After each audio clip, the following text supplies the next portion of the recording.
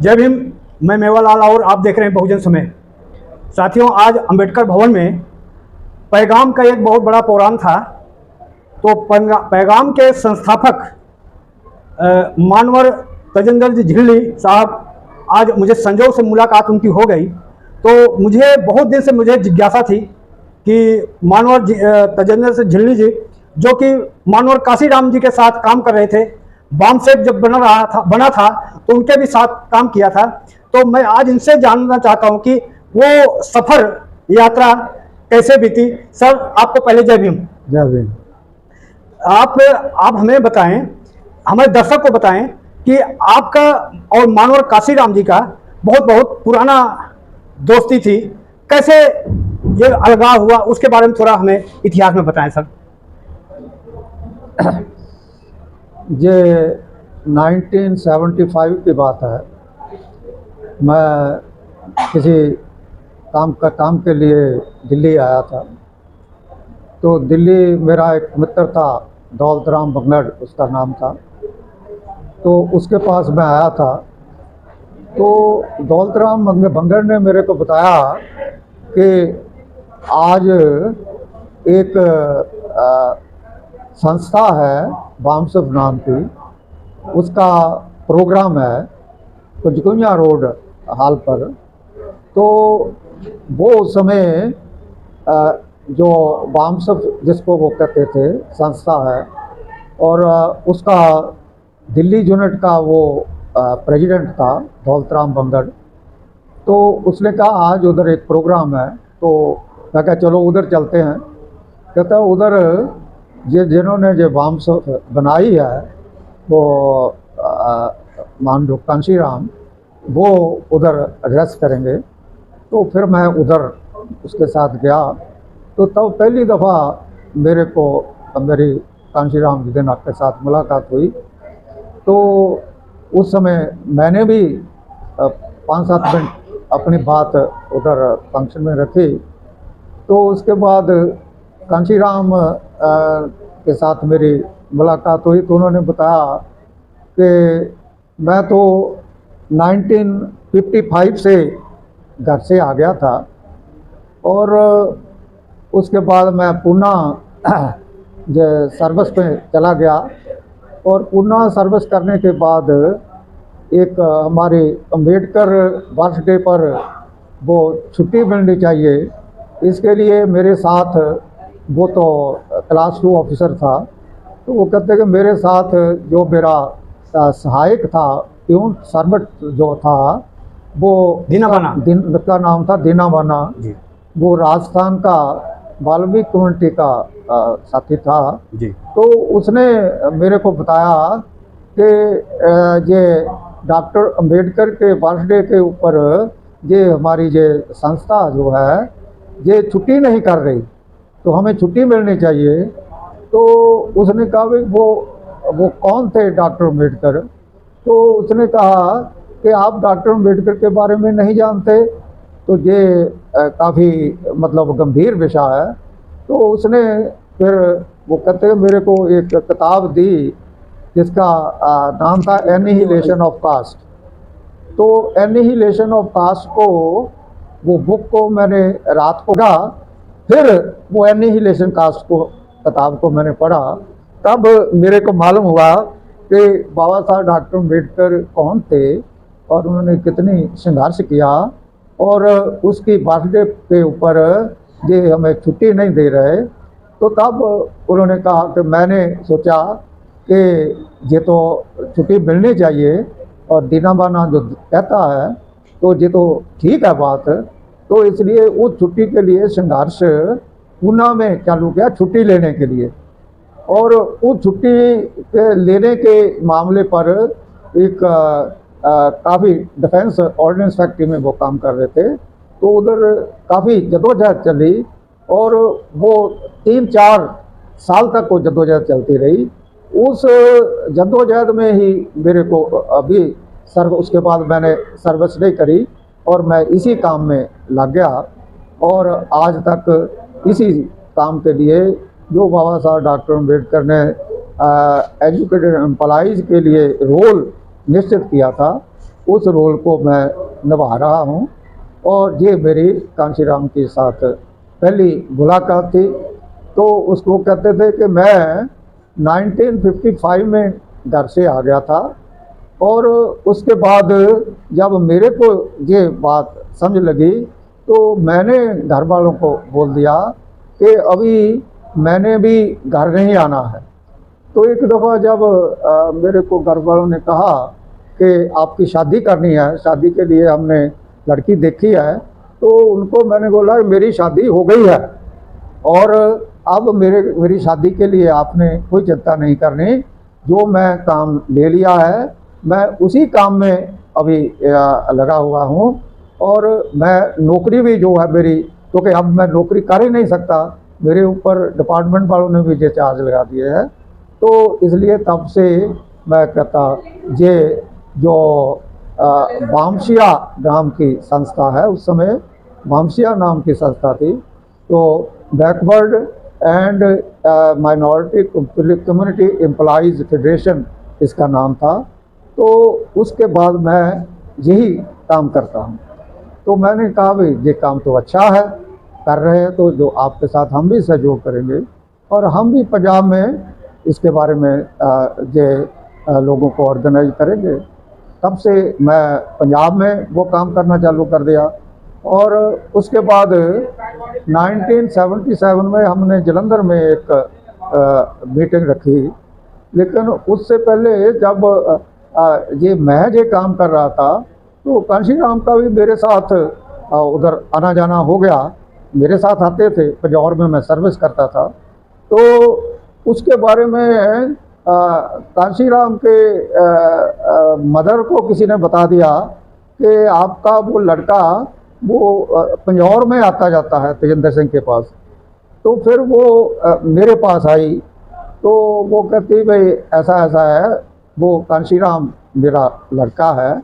तो हमारे से घर से वो चला गया सर्विस करने के लिए। उसके बाद उसने कह दिया कि अब मैंने घर में नहीं आना है, मैं कोई काम कर रहा हूँ और उस काम में मेरे को आप डिस्टर्ब मत करना। तो आप के पास वो आता है तो क्या आप हमें उससे मिला देंगे? तो मैंने कहा भाई ये मैं कह नहीं सकता, मैं उनको पूछ लूँगा। मेरे पास वो आता है, ज़रूर आता है, तो महीने में एक आध बार आता है। और मैं भी कभी दिल्ली चले जाता हूँ तो मैं भी उससे मुलाकात करता रहता हूँ। तो तब फिर जब कांशीराम जी मेरे को दोबारा मिले तो मैंने उनको कहा कि आपके माता जी मिलना चाहते थे। तो कहता मैंने तो ये निश्चय किया हुआ है कि मैं घर में जाना ही नहीं है, घर वालों से मेरा कोई वो रिश्ता नाता नहीं है। तो तब उसको मैंने बोला कि आप घर में नहीं जाना है, ये आपका आपकी कमिटमेंट है, लेकिन अगर वो मेरे पास आए हो तो उधर मिल जाए तो कोई आपको आपका कमिटमेंट टूटती नहीं है। तो इसलिए ये उनकी तमन्ना है। तो क्या आप जब नेक्स्ट टाइम आते हैं तो वो उनको मैं बोल दूँ? वो कहते कोई बात नहीं, आपके पास आ जाए तो कोई समस्या नहीं है। तब पहली दफ़ा ये 1977 में वो कांशीराम जो 1955 से अपने घर वालों से वो टूट चुके थे, वो मेरे घर आकर पहली दफ़ा उधर मिले। और उसके बाद ये 1977 में हमने जलंधर में एक कॉन्फ्रेंस रखी थी, तो ये वाम से थी। तो उसमें कांशीराम भी उधर आए थे। तो उसके बाद कांशीराम मेरे को ये कहकर चले गए कि अभी मैं पहले हरियाणा में जाना है और उसके बाद फिर मैं दिल्ली जाऊंगा।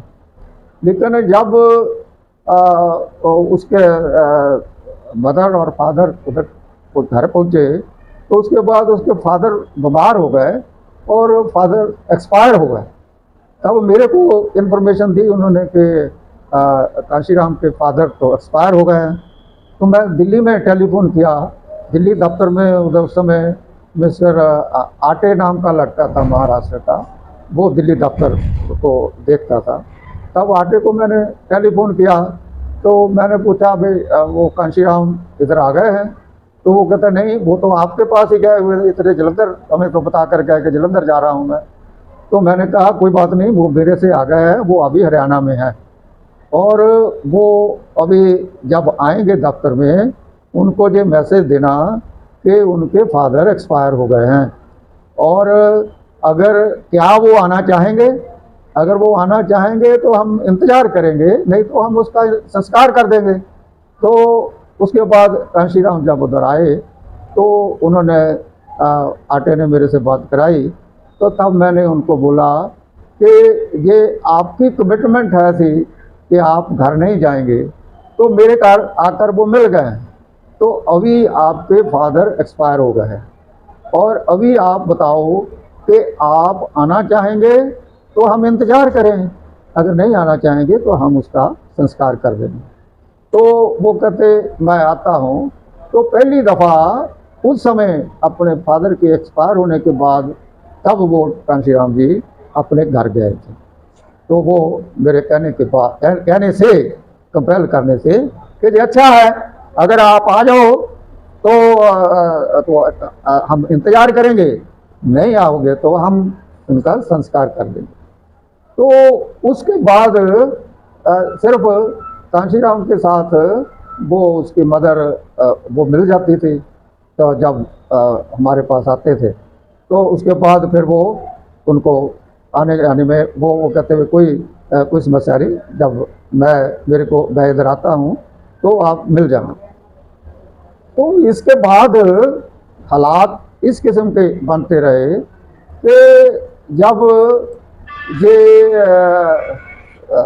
कांशीराम जी ये सोशल मूवमेंट के साथ इन्होंने दिल्ली की इलेक्शन लड़ी।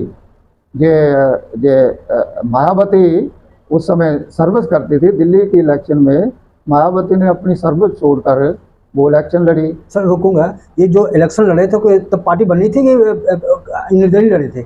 उस समय DS4 नाम की संस्था थी। जी जी। तो पहले तो कि ये वामसव को समझने के लिए ये हमें समझना है कि सबसे पहले जो ये वामसिया एसोसिएशन, वामसव नाम की वामसिया ऑर्गेनाइजेशन बनी, और वामसिया के बाद ये दलित शोषित समाज संघर्ष समिति बनी। लेकिन जब ये वामसिया बने तो महाराष्ट्र के लोगों ने कांशीराम के ऊपर ये आरोप लगाना चालू कर दिया कि जो बुद्धिस्ट नहीं है वो अम्बेडकर नहीं हो सकता, क्योंकि अम्बेडकर का सेवक का चेला था वही हो सकता है जो बुद्धिस्ट हो। तो कांशीराम के लिए अब वो वामसिया चलानी बड़ी मुश्किल हो गई, क्योंकि पूना में और महाराष्ट्र के लोग जो है रियल सेंस में तो काम कर नहीं रहे थे, ऐसा ही बुद्धिज्म के नाम पर वो चल रहे, ऐसा कर रहे थे। तो इसलिए कांशीराम को ये जो जब ये वामसिया बनी उसके बाद एक और इंस्टीट्यूशन बनाया उन्होंने, जिसका नाम BRC रखा। BRC का मतलब है बुद्धिस्ट रिसर्च सेंटर। तो क्योंकि वो बहुत ज़्यादा उनके ऊपर वो अपोजिशन थी और आंदोलन थी कि ये बुद्धिज्म के बगैर तो डॉक्टर अम्बेडकर का कोई चला ही नहीं हो सकता।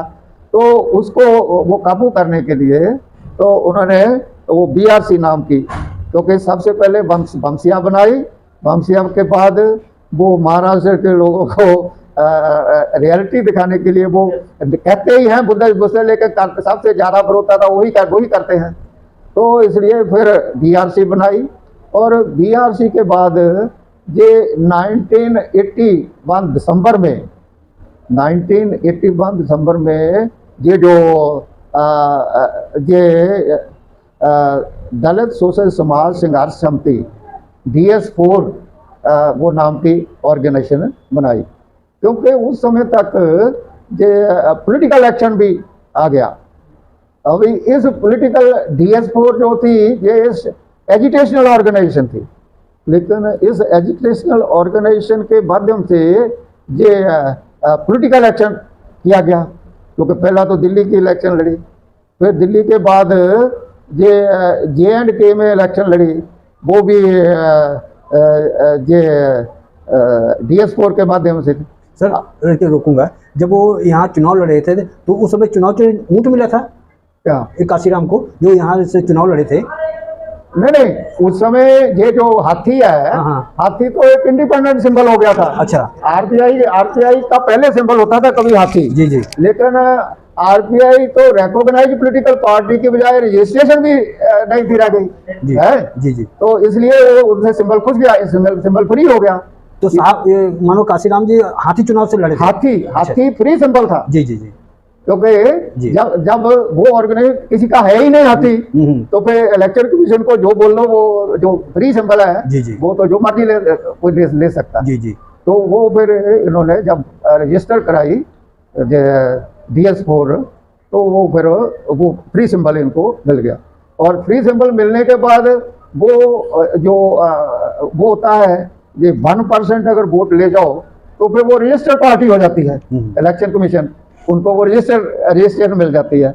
और अगर ये 4% वोट ले लो इलेक्शन में, तो वो जो पार्टी है वो रिकॉग्नाइज हो सकती है। ठीक है, जहाँ एक MLA जीत जाए, जहाँ जितने टोटल वोट्स हैं उनके 4% वोट मिल जाए, तो वो उनको रिकॉग्निशन मिल जाए। अभी 6% है, अभी और कुछ ज़्यादा और कंडीशन लगा दी है इलेक्शन कमीशन ने। तो उस समय ये था, तब ये 81 तक का जो सफ़र है वो इस किस्म था। क्योंकि पहले ये जो ये 81 में हमारा मतलब ये 82 14 अप्रैल को 14 अप्रैल 83 को ये लाल किला ग्राउंड में ये फंक्शन वो करने के बाद एक कन्वेंशन, तो ये बहुजन समाज पार्टी वो डिक्लेयर की थी कि ये बहुजन समाज पार्टी नाम की हमारी पार्टी है। ये तो 14 अप्रैल 1984 को बनाया था? 83 को, 83 को 84 को नहीं बना था ना, 83 को। अच्छा, जैसे मानोर काशीराम जी तो पंजाब से थे, आप कहाँ से थे सर? मैं पंजाब से। अच्छा, आप भी पंजाब? अच्छा, मेरा नेटिव प्लेस पंजाब। अच्छा अच्छा। तो हमारा बर्थ प्लेस पर पंजाब है जी। तो लेकिन मैं 63 में सर्विस ज्वाइन करी मैकेनिकल इंजीनियर के नाम पर पंजौर में। पंजौर है चंडीगढ़ के साथ। तो जहाँ वहाँ HMT फैक्ट्री है बहुत बड़ी गवर्नमेंट ऑफ इंडिया की, उधर में। अच्छा सर, ये 1966 में पंजाब, हरियाणा और हिमाचल बन गए। तो पंजाब की वो बाइफर्केशन हो गई। तो उसमें ये जो एरिया था ये हरियाणा को मिल गया। तो 86 के बाद मैं हरियाणा का सिटीजन बन गया। क्योंकि जब हरियाणा में रहा, क्योंकि 2002 तक मैं सर्विस करी, तो 2002 तक मैं वहीं हरियाणा में ही सर्विस करी, तो एक ही जगह पर करी, तो मैं एक ही जगह का वहाँ का सिटीजन। ठीक है ना। अच्छा, एक सवाल मेरा है सर कि जैसे आप बाम सेक्ट से कब जुड़े और बाम साहब से ये ऐसे कई खंड में बढ़ गया, वो कब हुआ? ये तो ये जैसे जैसे बाम सब बनी, तो मैं ये कांशीराम के नाम पर ही बाम सब चल रही थी जी। सब कांशीराम के ही बतायत में हम काम करते थे जी।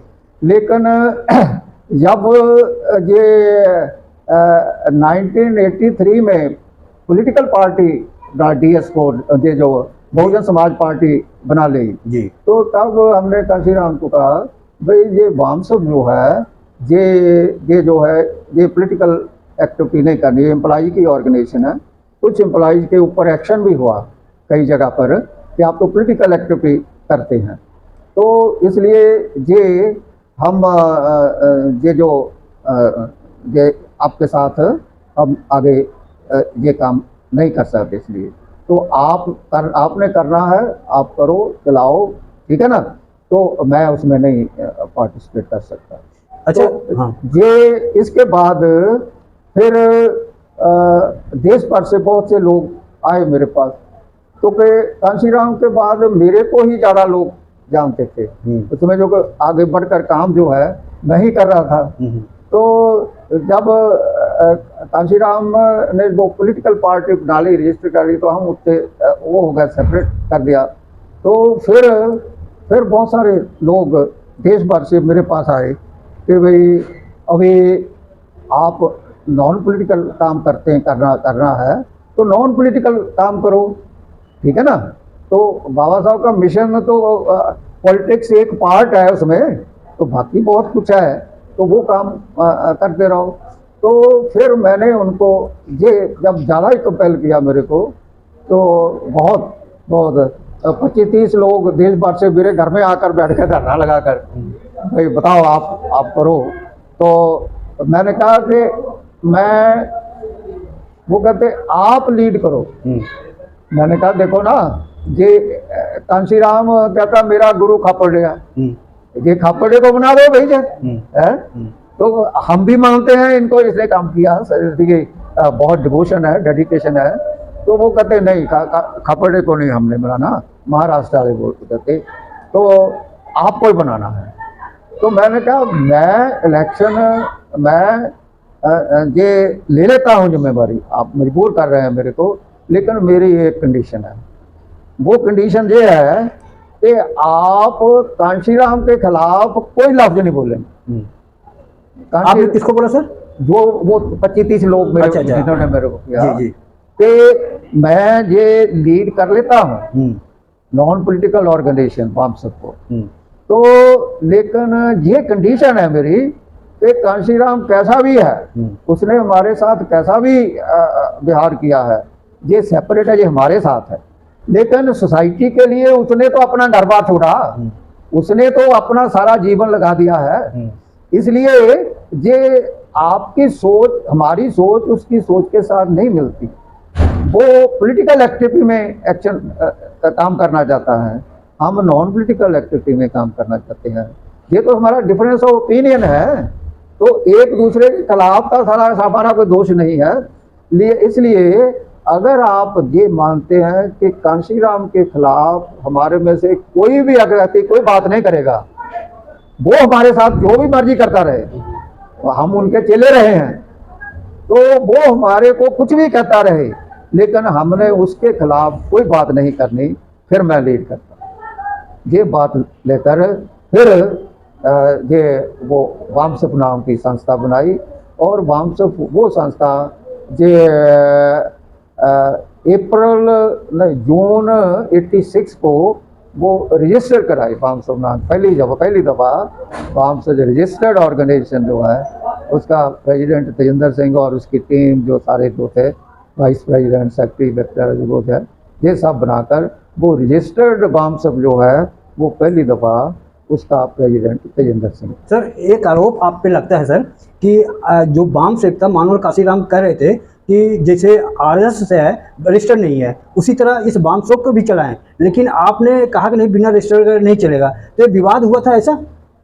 नहीं, कांशीराम के साथ जो हमारा डिफरेंस ऑफ ओपिनियन था कि आप पॉलिटिकल एक्टिविटी करना चाहते हैं, हम आपको सपोर्ट करते हैं, आप करो, लेकिन मैं पॉलिटिकल एक्टिविटी में नहीं जाऊंगा। मेरा डिफरेंस जो था हमारा वो ये था, वो मेरे को कहते थे मैं इलेक्शन लड़, मैं कहता था इलेक्शन आप लड़ो, आपकी हम मदद करेंगे, ठीक है, और आप इलेक्शन लड़ना चाहते हैं, हम उसके लिए आदमी भी जिसको देंगे हम उसकी सपोर्ट करेंगे, लेकिन मैं इलेक्शन नहीं लड़ूंगा।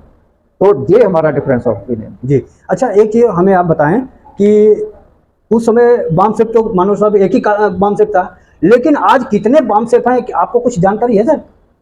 नहीं, उस समय जब वामसप हमने बनाई जी, तो वामसप वाले तो बहुत थे, कई होते थे, लेकिन रजिस्टर्ड वामसप फर्स्ट दफा वो हमने बनाई जो है जी, जो मतलब registrar of firm and society के पास वामसप रजिस्टर्ड है, वो सिर्फ वो पहली दफा 1986 में तेजिंदर सिंह जिसका प्रेसिडेंट था वो ही वामसप। सर आप थोड़ा मुझे ये बताएं, जो कुछ लोग कहते हैं कि ओरिजिनल वामसप वामन मेश्राम चला रहा है, इसका क्या उत्तर है सर?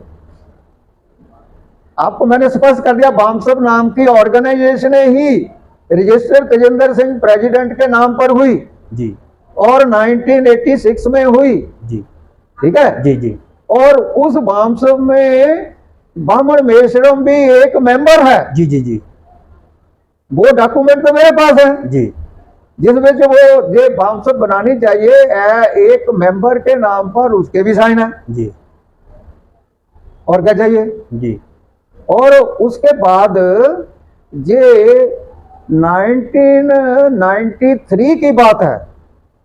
1986 के बाद 1993 में जी बामन मेश्रम सोचता था कि मैं बामसभ का प्रेसिडेंट बनूं, ठीक है। जी अभी उसने मूवमेंट चलाई कि बामसभ का जो प्रेसिडेंट है वो जो है वो होल टाइमर होना चाहिए,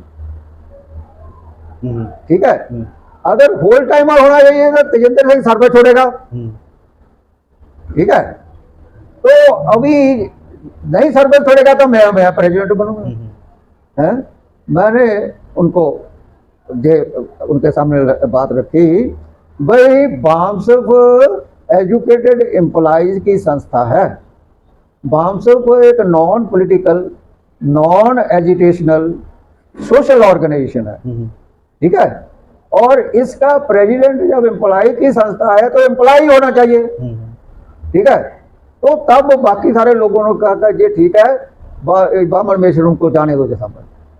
तो वो प्रेसिडेंट वो बामन मेश्रम ने उसके ऊपर वो भी किया, मुकदमा किया, मेरी मैं बामसभ हूँ, वो रजिस्ट्रार और फर्म के पास मुकदमा भी चला। वो भी मैंने कहा हमें मुकदमे करने के लिए लोग नहीं, वो उसकी दूर तो लड़ता रहे, हमने मुकदमा नहीं लड़ना।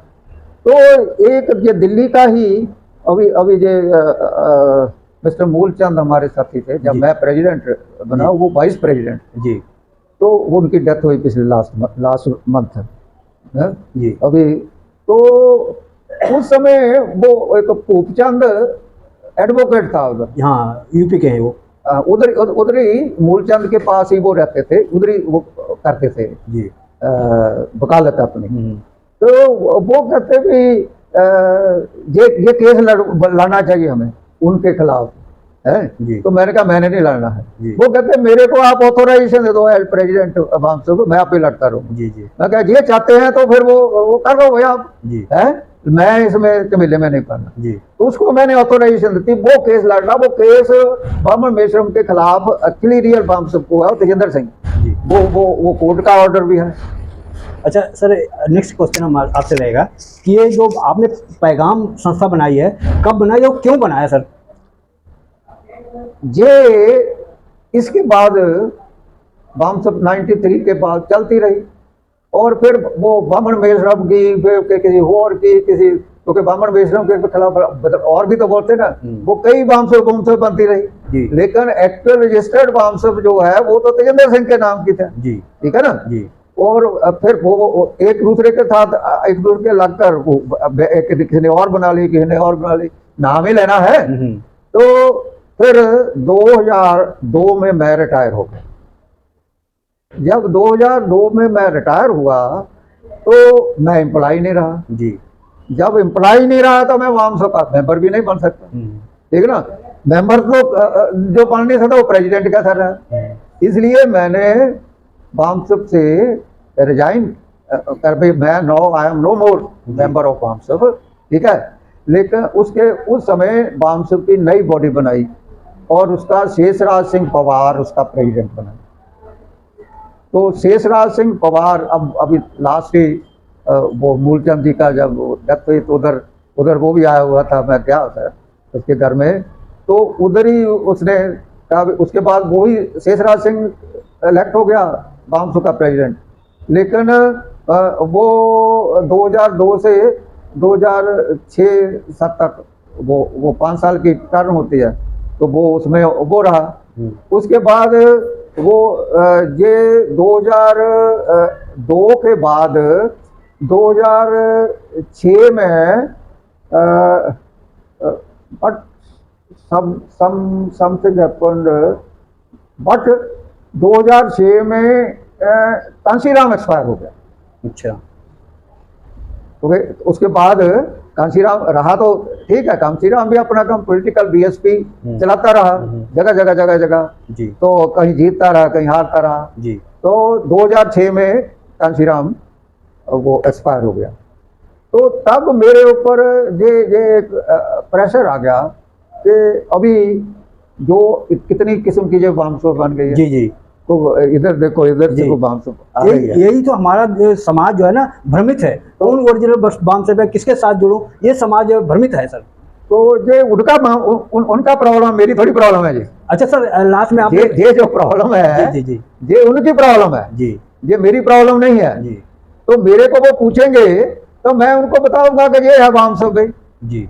ठीक है ना सर और उसके बाद 2006 कांशीराम की एक्सपायरी के बाद मेरे ऊपर प्रेशर आया कि अभी बताओ आपका, अब तो आप एम्प्लॉय भी नहीं है, ठीक है ना, अभी आप ये भी नहीं कह सकते कि मैंने कहा ये भी हमें नहीं बता सकते कि आप बामसो में चले जाओ, ठीक है ना, और बामसो में कौन सी बामसो में जाऊं, कितनी बामसो हो गई, ठीक है। तो तब मेरे ऊपर ये वो 6 के कांशीराम के एक्सपायर होने के बाद ये बहुत साइड से प्रेशर आया दोस्तों मित्रों का, वो अब वो बताओ।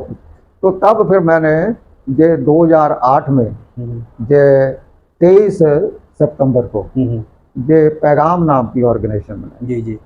अच्छा सर, वो पैगाम नाम की ऑर्गेनाइजेशन जो है ये सोशल ऑर्गेनाइजेशन है, पॉलिटिकल ऑर्गेनाइजेशन नहीं, ये non political, non religious but social organisation. Sir जिस तरह से बाम सेफ काम करता है उसी तरह से ये पैगाम भी काम करता है।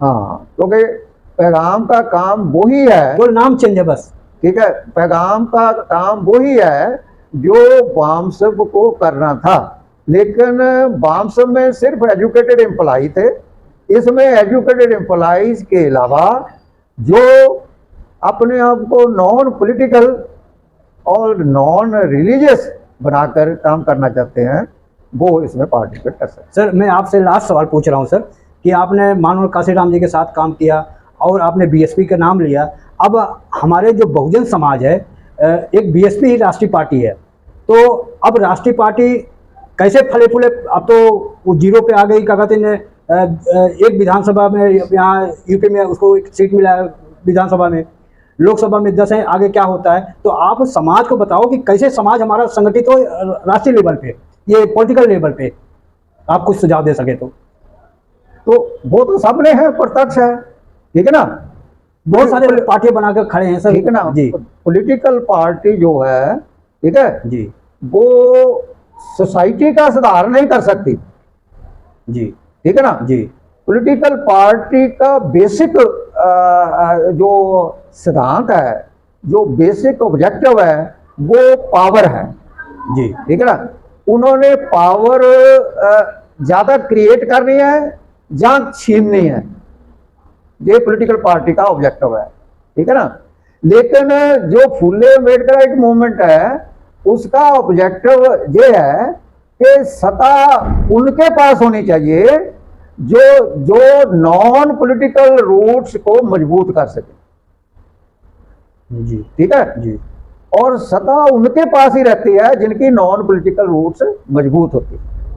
इसलिए हम अपनी सोसाइटी की नॉन पॉलिटिकल रूट्स है ही नहीं आज, तो उनको लगा रहे हैं, ठीक है, और लगाने के बाद उनको मजबूत कर रहे हैं, ठीक है, और उस मजबूती के साथ ही पॉलिटिकल पावर क्रिएट हो सके, जी ठीक है। उस पॉलिटिकल पावर का हिस्सा तेजिंदर सिंह नहीं कभी भी बनेगा, जी ये मेरी अपने साथ कमिटमेंट है, क्योंकि जब जो व्यक्ति पॉलिटिकल मूवमेंट में जाएगा, ठीक है, उसको पॉलिटिशियन जैसा बिहेव करना पड़ेगा,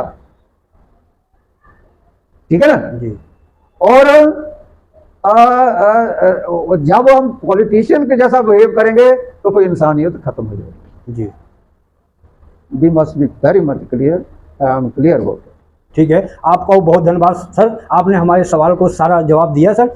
आप प्रयास कर रहे हैं जी कि लोगों के पास फुले अम्बेडकराइट सोच जाए, जी और ये आपने भी अपने आप पर कमिटमेंट लेनी है कि आप फुले अम्बेडकराइट मूवमेंट के साथ धोखा ना कर सकें। जी ये बंदिश आपने अपने ऊपर लगानी। जी अगर आप अपने ऊपर लगा लेंगे तो लोग आपको ढूंढते फिरेंगे। जी मैं तेजिंदर सिंह को जानता हूँ, उस तेजिंदर सिंह को भी जानता हूँ, और आज तेजिंदर सिंह उस तेजिंदर सिंह को आज भी जानता हूँ, ठीक है ना। आज तेजिंदर सिंह को लोग ढूंढ रहे हैं कि कौन है तेजिंदर सिंह, है। ये लोगों की चाहत क्यों बनी? क्योंकि हमारे पास बहुत साधन है, कुदरत ने, नेचर ने किसी किस्म की कोई कमी नहीं रखी।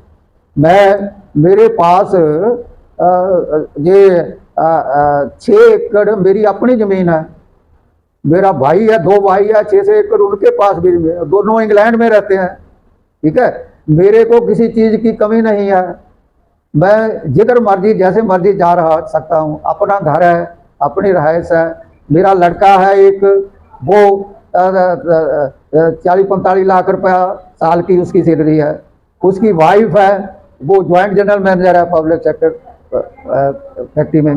किसी किस्म की कोई तकलीफ नहीं मेरे को, किसी किस्म की कोई मतलब चाहत नहीं है, ठीक है। मेरी 80 साल की उम्र हो गई है, तो ऐसे ही दौड़ता फिरता भागता रहता हूँ, मैंने कोई समस्या नहीं है, कोई बीमारी नहीं है, ठीक है ना। इससे ज़्यादा मतलब और रहमत क्या हो सकती है?